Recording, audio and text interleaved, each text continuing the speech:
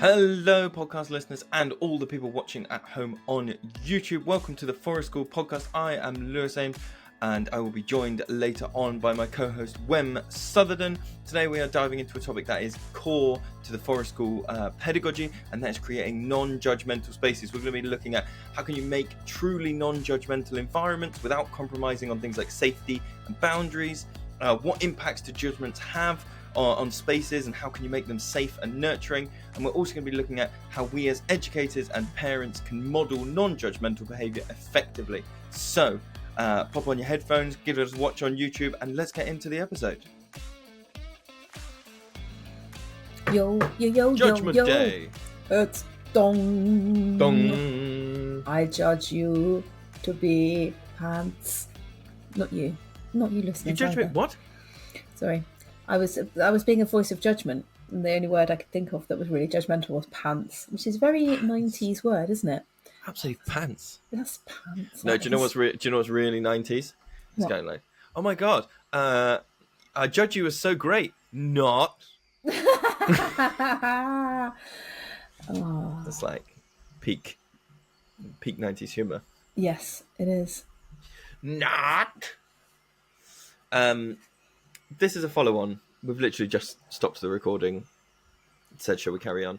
It's because we went into some different water, didn't we, from the last podcast, and so we were like, this needs an episode all to itself. Mm-hmm. So, broadly, when following on from our conversation about facilitating, making adults be friends, but also, well, can I say the title of what I'd written down before, which was, can you hold a non-judgmental space when judgments are brought inside? Like when are you putting a stone on your eye? I wondered how long you would take to notice. I was like, are you going to use any of this for the video, like little bits? Because I've got a stone in my eye. Feels really It's a big stone. It's like an avocado, like not an avocado stone, This is an my special avocado-sized stone. This is my special fiddle stone. I'm really sorry. You sorry? Have I told you about when my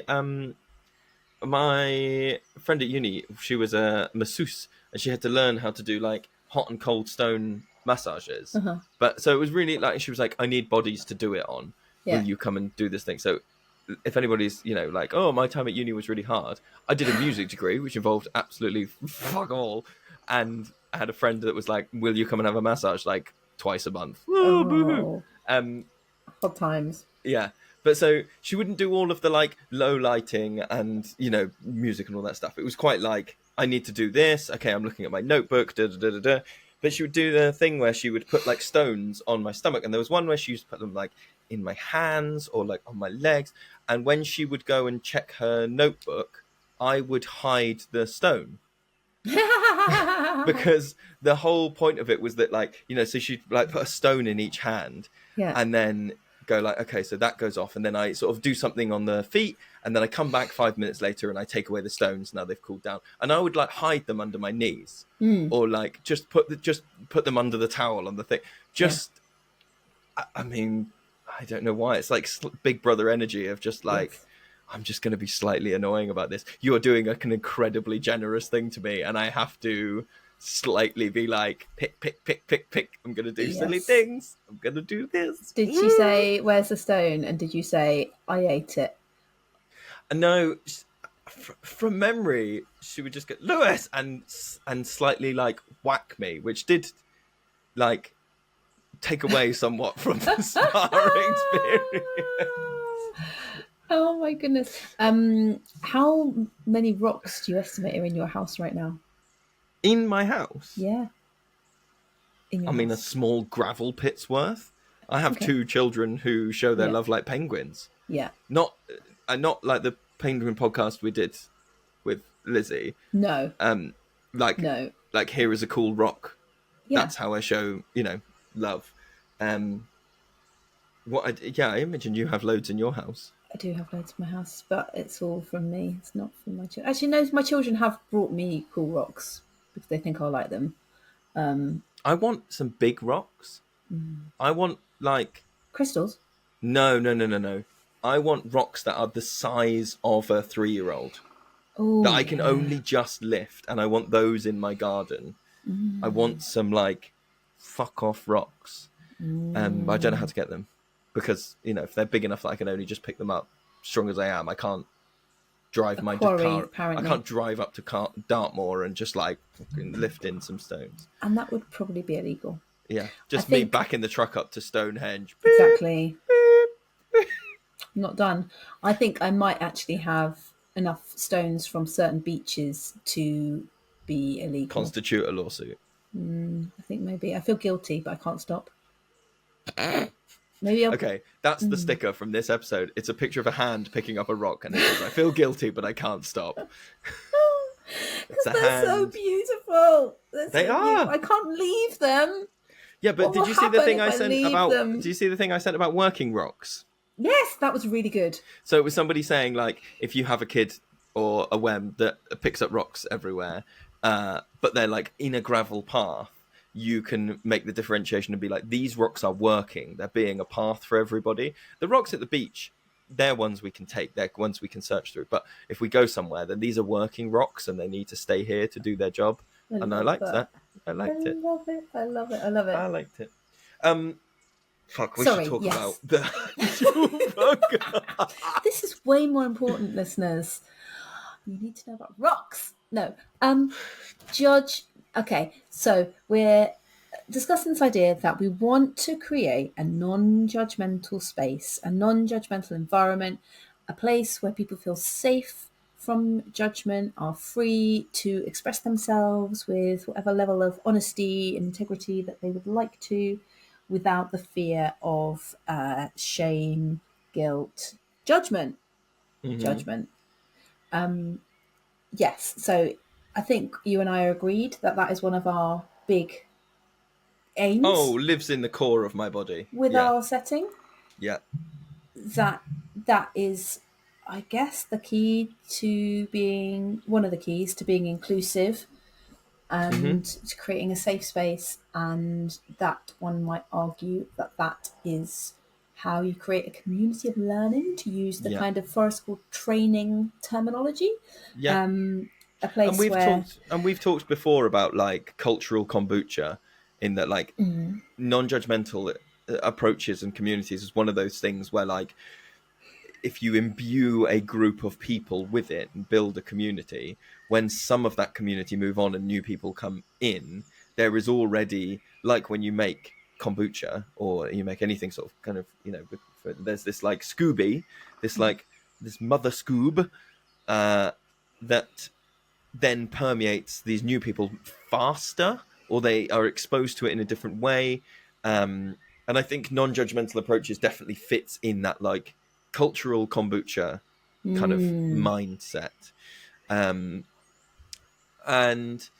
I think it is something that I wrestle with a lot in my own head, because I was talking to you the other day and I was being very honest, and I was talking about my personal drive towards staticness. My drive towards like that now is no longer like my drive towards like, I just want to find the right shirts to wear for the rest of my life. I just want to find the house that I live in for the rest of my life. And the faster I can do that thing, the happier I will be, because it takes things off my plate. And I have this drive for like solve them permanently. And so I think if I am unconsciously doing things, that is also my drive for non-judgmental communities, is I have this mindset of like, once I set it up, then it's done. Right. And that is a false kind of like expectation. That is unrealistic to expect that I can somehow facilitate a cultural belief and that just somehow new people will join and they'll just have it. No. It makes more sense in that the cultural kombucha thing, I think is a good metaphor, because like brewing kombucha, you would take out 80% of the kombucha. So you've got this like starter for the next lot, and you bring in stuff that is unfermented and you let it ferment. And then some of that moves on and you get new stuff in, and that stuff has to be fermented. And that is how I am trying to, not that our people are like, our groups are fermented, but like, Do you know what I mean? I think there's a mindset that I really am working on personally holding, that is like, like non-judgmental approaches is the one that we're talking about, and like going like, that's something that I'm going to have to keep facilitating and keep working towards forever. It doesn't get Yes. done. And also to accept that some people don't want to be there, or aren't able to embrace that, or don't Yes. feel safe in that, and just can't. And that is a learning. And that's really hard, because if you believe in something, no, it's one of your core principles, you might say, then that's quite challenging when people arrive in the space and they don't grasp that, no matter how fermenty it is, Mm. or they're not able to, or they don't believe in it and they don't share that core belief. That is, and I think it's healthy to be challenged, because I think that helps you to either work out if that really is a core belief of your own, or if actually you want to shift it somehow, or make allowances, or it becomes more fluid, rather than everyone just going, yeah, sure, that's correct, you should definitely do that. Hmm. I was thinking about, like, what do we actually mean by a non-judgmental space? Because the thing Oh that yeah. comes into mind straight away is that, like, people won't be criticized, or people won't be made to feel shame. People, like, Hmm. it's okay to make mistakes. It doesn't mean that you're wrong. It doesn't mean you're a bad person, all those kind of things. But I Hmm. think there's a flip side to that, which we used to talk about a lot more in the earlier days of our practice, which is about moving away from, like, praise and rewards, because that's also Yeah. judgmental. That's also going, yes, that is what I want. That is the good thing. You're doing the good thing there. And Yeah. that is also part of a judgmental approach, that you're labeling some things as And good. that And exists in the outdoor world. In lots of places that might be purporting to be non-judgmental might still also be praising, like or like going like, we go out in all weathers because we're the best. We love getting muddy. We are, like, hardcore. Like, we love this thing. Our groups are like, all of those things are judgments, and they are like, they will have an effect on a group, on a community, on whether everybody feels welcome. yeah, and I think it's also important to acknowledge that we all do it. Like, we all have an inner Absolutely. judge, whether it's judging other people for being different from ourselves and our way of seeing the world, or judging ourselves and going, oh, that wasn't good enough, that was bad, or I am good at this, those kind of, like, Yeah. There's opposite, like, evaluative fixed mindset statements. Yeah. thing. So we can't, like, all pretend to be like, oh, I'm just so neutral and accepting of everything. No, but I think there is something with reflecting, and I'm talking about people of all ages now, where there is something that you can facilitate. There's some, like, developmental learning that you can facilitate, I think, in a forest school space, which is the difference between an opinion, like a declarative opinion, versus a judgment. In that you can have opinions on things. You can have opinions on, like, children can have opinions on what games are fun or not fun, but that is very different to going, only babies want to play that game. Those are two things that, to foster some awareness of, like, what is the difference between stating your opinion or your preferences on a thing versus judging other people as, like, the best people are the people that do X, or 100%. not on my team. Those people are the other team.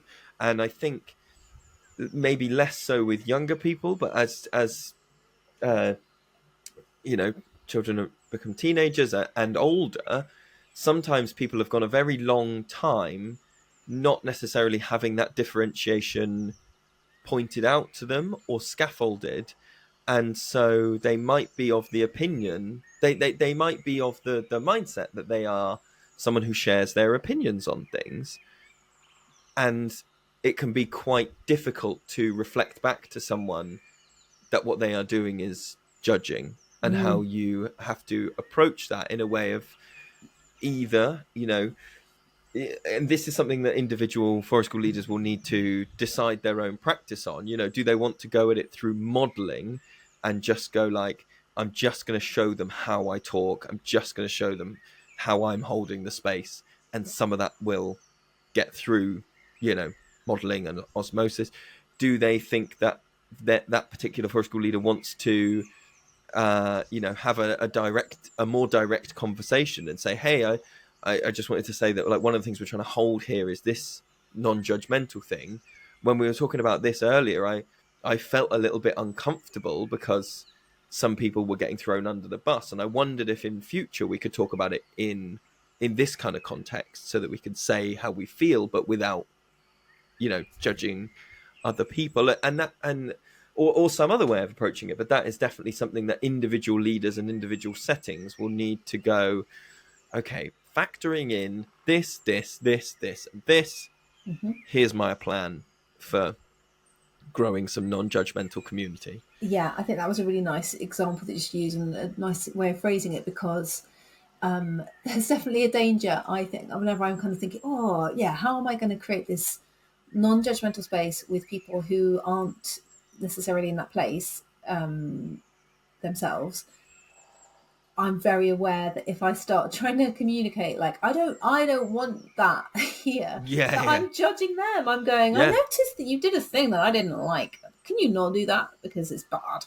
Like, that's the ultimate judgment, isn't it? And making them feel really not. Yeah. The second bit of that is if you can go to someone and earnestly, without expectation, so like in a full declarative way, go, I just wanted to let you know that the way you were talking about this kind of group made me feel quite uncomfortable. Either I'm in that group or I know people in that group. That's, to me, that's a feedback kind of like empathy type approach of like, I'm offering you an opportunity to reflect on how you have spoken. Yep. The second bit of what you said, where you went, I didn't like that because it's bad. Yeah. That's the judgment bit. Yeah. Do you know what I mean? And I think it's important to differentiate those two things because they are different, and because different different settings and situations will call for different responses, and different relationships that you have with people will mean that you might not feel comfortable saying the first one of like, you're making me feel uncomfortable. You might feel like the only way you can do this is, through modeling or through kind of like some other means. It's very difficult. There's a kind of really challenging element to this potentially, where what we might say, we want to create a really safe space where people can really share what they really think, and then people do share what they really think, and you're like, oh, not that though, because that is oh shit, racist, sexist, ableist, and you're like, oh, right. I'm going to disagree on a point there, though. Now? I'm going to disagree on a point, because I don't know that I wholly hold the. I don't know that my goal is to set up a space where people can say exactly how they feel about everything. Mm-hmm. I actually don't think that's something that I'm personally holding as a North Star. Mm-hmm. I think I am more interested in facilitating a space where people can feel comfortable and where people can feel authentic, but that does not necessarily include with that the rights, the ability to say whatever you want. Do you know? Yeah, I completely know what you mean. And it's that argument that comes up about freedom of speech, isn't it? And you could probably draw a line there in terms of, if you were kind of trying to make people feel safe and create an environment where people could share things that were important to them. But if you are inciting hatred in that, that is a no-go. Lines in the sand where it's like, yes, except this.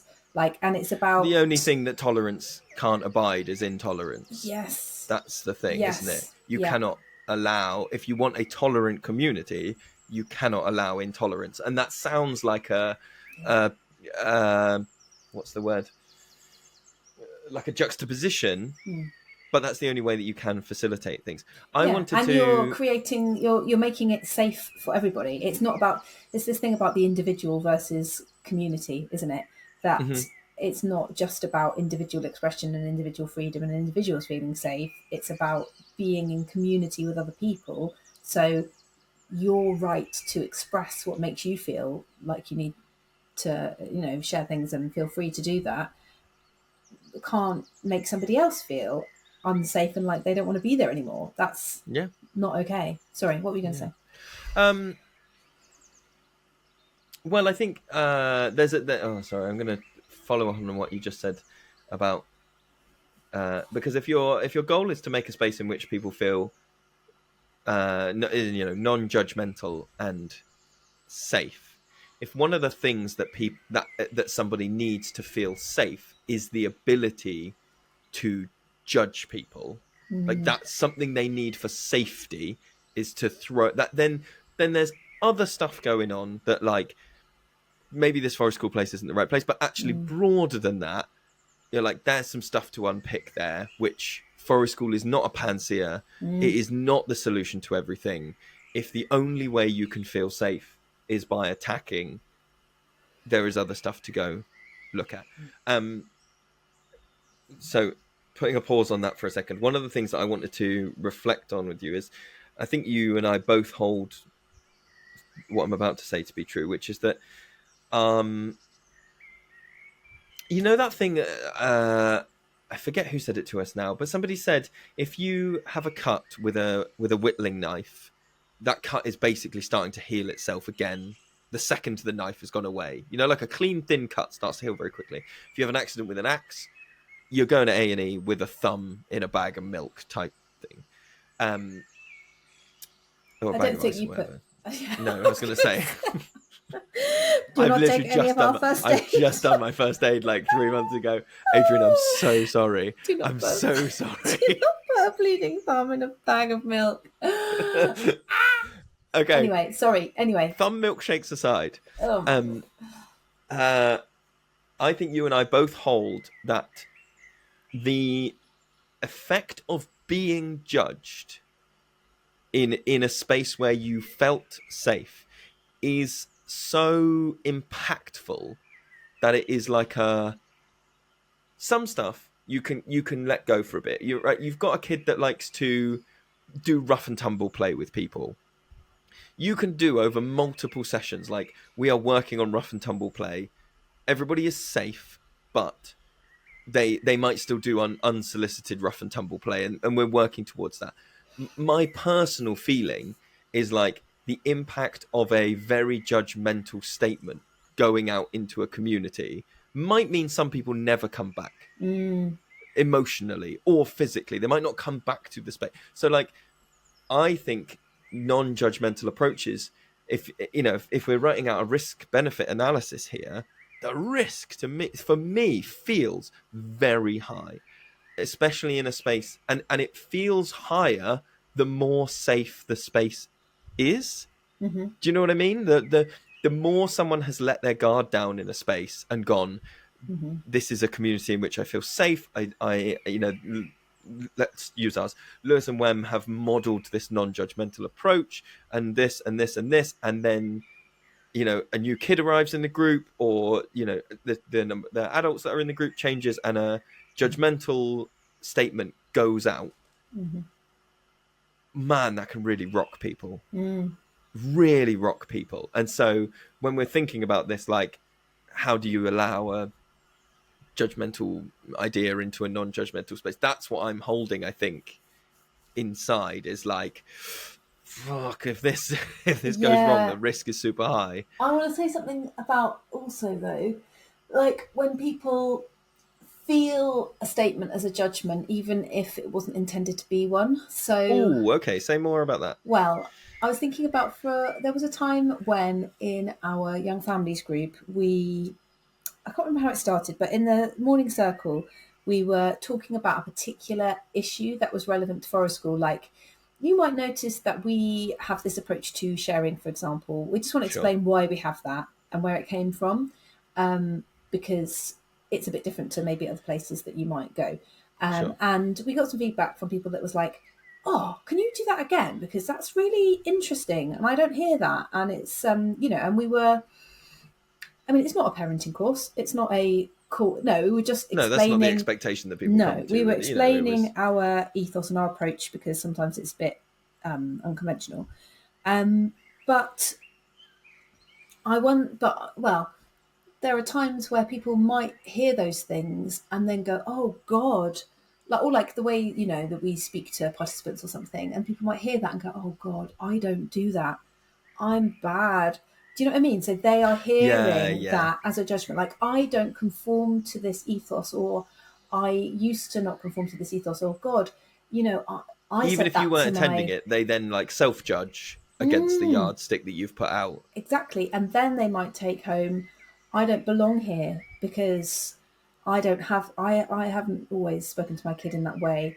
So that's another challenge, that through being clear about what you want the group to be like, you then want to somehow also be clear that everyone is welcome, even if they haven't always been that way. Do you know what I mean? I'm putting that really badly. Yes, no, I do know what you mean. And I think you and I have both become more practiced at when we are explaining things like that are like ethosy things or like processy type things, I might call it, like turn taking, sharing is a really good example, that we have become, I think, more practiced at putting in all of the like softening and the caveats and the like, we didn't always think this, and we know that sometimes this stuff can just come out. We talk about like unconditional relationships sometimes when we're doing, in the level 3 courses and stuff, and we are full of the caveats of like, obviously we all get this wrong from time to time.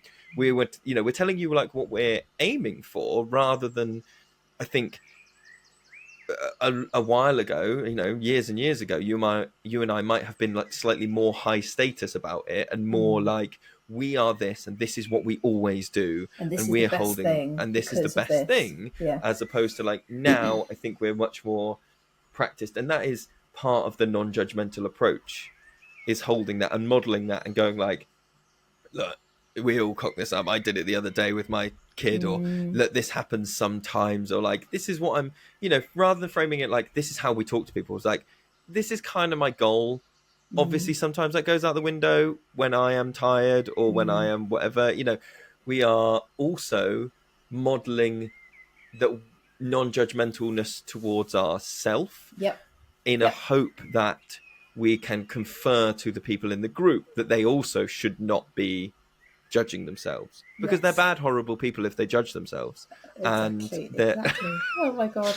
Yeah, I'm trying to do that with kids more as well, in terms of like, if I do something that goes wrong or doesn't work out the way I want to, like trying to own that without judgment, and that's really hard. So to say, that went differently to how I had hoped, that's okay.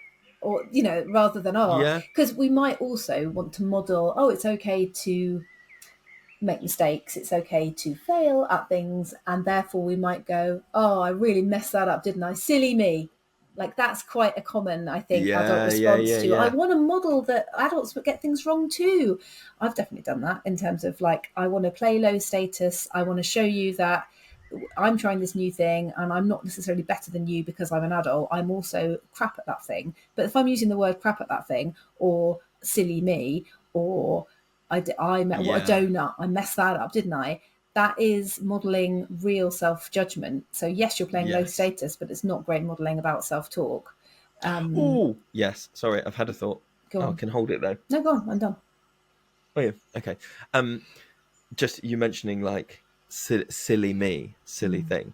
Okay. So I want to talk about, this is a sideline of non-judgmental approaches, which is that I am acutely aware of judgmental approaches to non-human entities. Oh yeah. And what it confers when like someone trips over the bench and the adults around them go, naughty bench, why don't you kick it? Holy shit, what kind of modelling is this?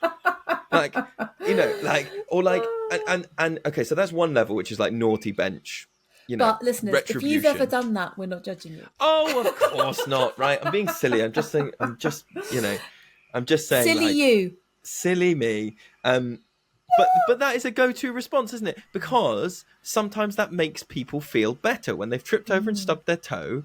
It makes them feel better that they can take it out on a bench. You can whack the bench. The bench has no feelings, is not animate. But I think I'm just like aware of what that does in terms of modeling, and the words that we're putting out and everything. But then I do think it hits slightly differently for me when it's like naughty tree or like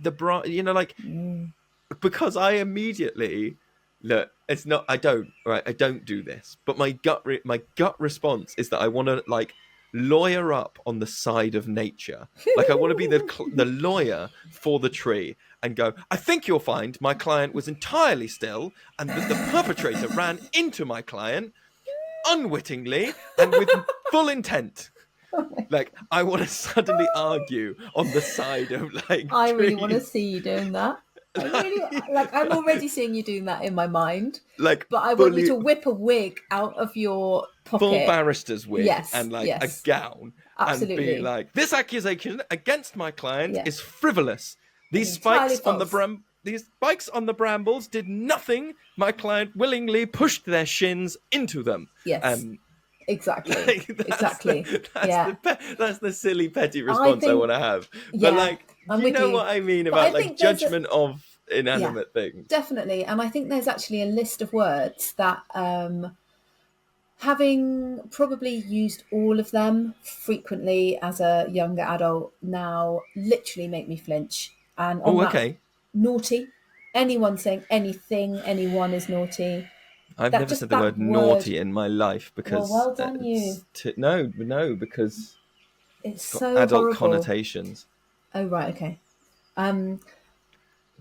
Like I just hear it used in any context and I flinch. Other kids use it about other kids, and it always and then follow on there. There's things, aren't there, that don't necessarily seem like judgments because they seem like they're based on compassion, which is like that's unkind. That's naughty is one of those things, but like that's unkind. That's selfish. That's whatever. Like it might feel like you're giving feedback, but it is a judgment. Of all those things. It's very hard to unpick this like non-judgmental stuff without it becoming because I think the other side of that coin, the other side of that like spectrum coin, whatever metaphor works in this scenario, is permissiveness. Is like, we're so non-judgmental. Oh, you've punched one of my canines out. Okay, I can get another one. Oh, that's fine. No, my arteries needed to be a little bit more open. I don't want to judge. That's, I think, the perception people have of non-judgmental things, which is not the same. No, it's not the same. And it doesn't mean that you can't, not you, Lewis, but one can't express I think you'll find feelings. Yeah. So, and that kind of comes back to non-violent communication and just ways of communicating how you're feeling and what you need or what you want. If you listeners don't know what I'm on about, we've done an episode on the podcast on that. But that instead of, I'm trying to think of, I don't know if there's like a statement that is judgmental that can't be replaced with some kind of like I statement, whether that be an I'm wondering if this or I feel this, which is not judgmental, it's just honest. Do you know what I mean?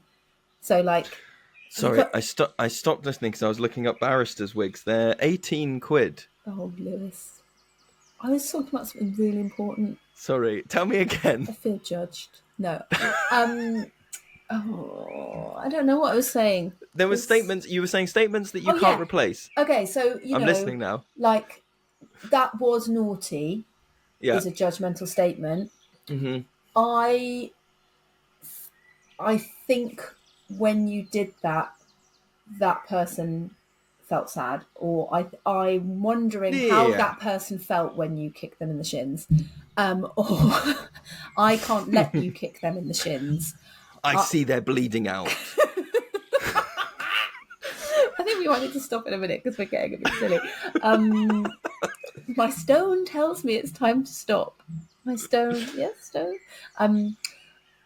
You know what I'm saying, though. I do know what you're saying. You can convey the same information and foster the same relationships without judgment. And without being permissive at the same time, you know, by sticking to boundaries, I guess, or like holding the space in a safe way. The big crux of this is like, is like overarching, and maybe this is another episode for when we're not feeling so silly, but it's like, is ethos something just you have to model as the leader, or is it something that participants have to buy into?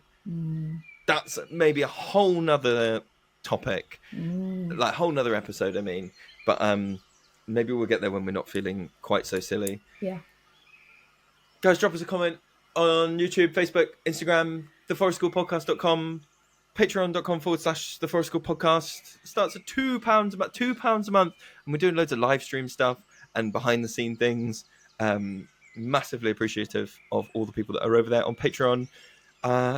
You can even use our SpeakPipe thing, where you can go on our website, forestschoolpodcast.com, and talk into a special little thing. Yeah, it's like a little voicemail. We've had a few recently. System.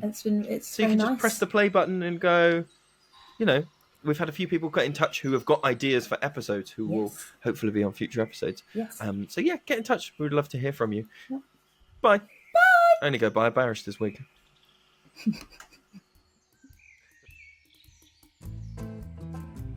Thank you so much for joining us in today's episode. That brings us to the end. We've covered loads of ground. We covered this idea of cultural kombucha. It's quite hard to say. Cultural kombucha in building non-judgmental spaces. We talked about the power of language in shaping our learning environments. And if you want stuff to take away, then remember that creating a non-judgmental space is like an ongoing journey. And here's a few things that you can take away and try and put into practice yourself. So one is remembering to be reflective of our own inner judge. How are we doing? How is that self-talk going? Be mindful of the language that we use, especially stuff that might carry judgments. We all do it, and being open to hearing somebody saying that's a little bit more judgmental. Oh yeah, of course it is. I can go through that, and model how to handle mistakes without self-judgment. No more of this, oh silly me, oh I'm stupid, oh my silly old brain, I'm just a silly old man, silly old lady, whatever you want to do. We would love to hear how you're applying all these ideas in your forest school, in your school, or if you're at home. Head to theforestschoolpodcast.com. You can get in touch with us there. You can find all the extra stuff. You can find out how to join us on Patreon as well. If you found this episode helpful, please consider sharing it with a friend. Recommendations are the lifeblood of podcasts, and don't forget to subscribe so you never miss an episode wherever you are. If you're listening on your podcast player, if you're watching on YouTube, it will help you get notified when the next episode comes up. Until next time, I'm Lewis Ames with Wem Sutherland. Thank you so much, and we will see you in the next episode of the Forest School Podcast.